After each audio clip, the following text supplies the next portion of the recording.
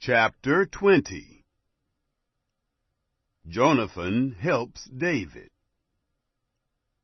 David fled from Naioth in Ramah, and came and said before Jonathan, "What have I done?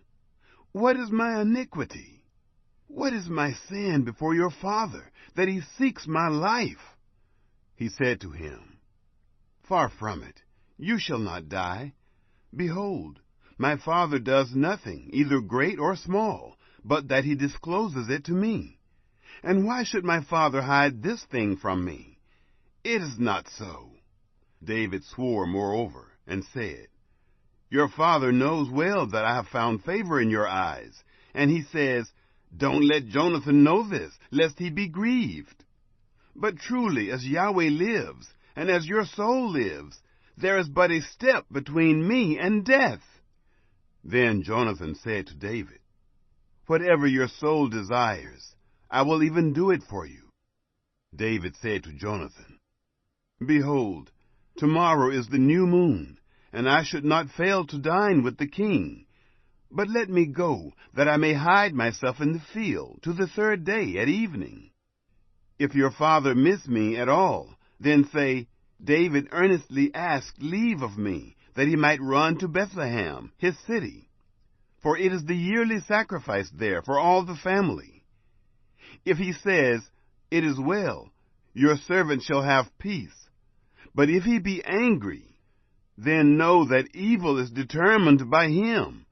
Therefore deal kindly with your servant, for you have brought your servant into a covenant of Yahweh with you. But if there be in me iniquity, kill me yourself, for why should you bring me to your father?" Jonathan said, "Far be it from you, for if I should at all know that evil were determined by my father to come on you, then wouldn't I tell you that?" Then David said to Jonathan, "Who shall tell me if perchance your father answers you roughly?" Jonathan and David renew covenant. Jonathan said to David, "Come, and let us go out into the field." They both went out into the field. Jonathan said to David, "Yahweh, the God of Israel, be witness. When I have sounded my father about this time tomorrow, or the third day, behold, if there be good toward David, shall I not then send to you and disclose it to you? Yahweh do so to Jonathan, and more also, should it please my father to do you evil, if I don't disclose it to you, and send you away, that you may go in peace, and Yahweh be with you, as he has been with my father. You shall not only, while yet I live, show me the loving kindness of Yahweh, that I not die, but also you shall not cut off your kindness from my house forever. No, not when Yahweh has cut off the enemies of David, every one, from the surface of the earth." So Jonathan made a covenant with the house of David, saying, "Yahweh will require it at the hand of David's enemies." Jonathan caused David to swear again, for the love that he had to him, for he loved him as he loved his own soul. Then Jonathan said to him, "Tomorrow is the new moon, and you will be missed, because your seat will be empty. When you have stayed 3 days, you shall go down quickly, and come to the place where you did hide yourself when the business was in hand, and shall remain by the stone easel. I will shoot 3 arrows on its side, as though I shot at a mark. Behold, I will send the boy, saying, 'Go find the arrows.' If I tell the boy, 'Behold, the arrows are on this side of you, take them,' then come, for there is peace to you and no hurt, as Yahweh lives.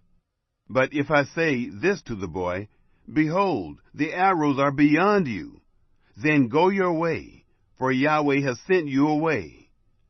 Concerning the matter which you and I have spoken of, behold, Yahweh is between you and me forever." So David hid himself in the field, and when the new moon was come, the king sat him down to eat food. The king sat on his seat, as at other times, even on the seat by the wall. And Jonathan stood up, and Abner sat by Saul's side. But David's place was empty. Nevertheless, Saul didn't say anything that day, for he thought, "Something has happened to him. He is not clean. Surely he is not clean." It happened on the next day after the new moon, the second day, that David's place was empty. Saul said to Jonathan his son, "Why doesn't the son of Jesse come to eat, neither yesterday nor today?" Jonathan answered Saul, "David earnestly asked leave of me to go to Bethlehem. He said, 'Please let me go, for our family has a sacrifice in the city.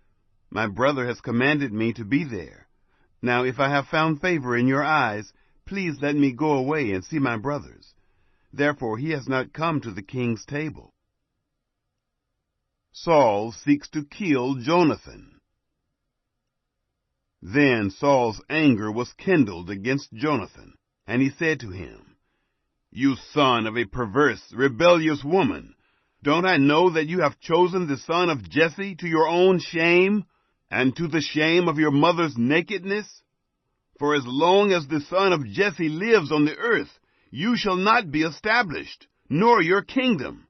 Therefore now, send and bring him to me, for he shall surely die."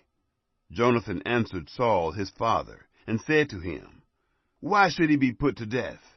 What has he done?" Saul cast his spear at him to strike him. By this Jonathan knew that his father was determined to put David to death. So Jonathan arose from the table in fierce anger, and ate no food the second day of the month, for he was grieved for David, because his father had done him shame. It happened in the morning that Jonathan went out into the field at the time appointed with David, and a little boy with him. He said to his boy, "Run, find now the arrows which I shoot." As the boy ran, he shot an arrow beyond him. When the boy was come to the place of the arrow which Jonathan had shot, Jonathan cried after the boy, and said, "Isn't the arrow beyond you?" Jonathan cried after the boy, "Go fast, hurry, don't delay." Jonathan's boy gathered up the arrows and came to his master. But the boy didn't know anything. Only Jonathan and David knew the matter. Jonathan gave his weapons to his boy and said to him, "Go, carry them to the city." As soon as the boy was gone, David arose out of a place toward the south, and fell on his face to the ground, and bowed himself 3 times. They kissed one another, and wept one with another, and David wept the most. Jonathan said to David, "Go in peace, because we have both sworn in the name of Yahweh, saying, 'Yahweh shall be between me and you, and between my seed and your seed forever.'" He arose and departed, and Jonathan went into the city.